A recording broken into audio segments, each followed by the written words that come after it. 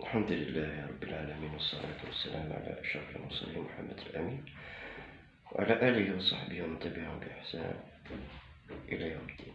أما بعد، لست أنا الوحيد الذي رد على الدجال الجاهل العراقي الغريب الموصلي في مسألة وجود القطط في البيوت،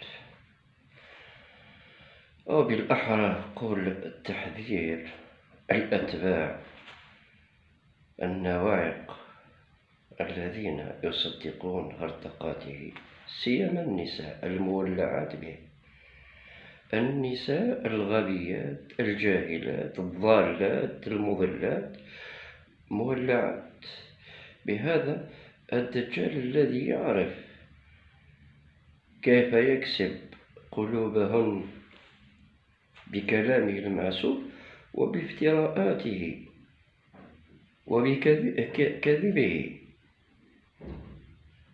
على اليوتيوب بوضع منشورات يدعي فيها أن كثيرا من المرضى قد شفوا بترهاته وخزعبلاته وضلالاته ومزاعمه الإبليسية.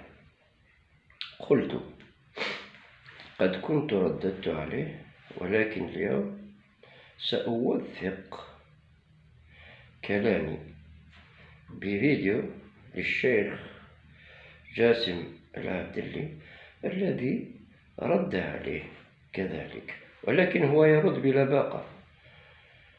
أنا والله قلت لكم هذا الطريق لن آخذ ولن أسلك مع هؤلاء، بمقدوري أن أرد بلا باقة ولين ورفق وأقيم الحجة، ولكن مع هؤلاء والله لا لين ولا رفق ولا لطف ولا.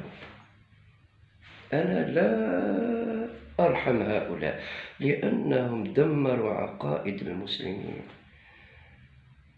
دمروا عقائد المسلمين بالخرافات والترهات، لذلك لا يليق معهم هذا الأسلوب أو أسلوب اللين والرفق.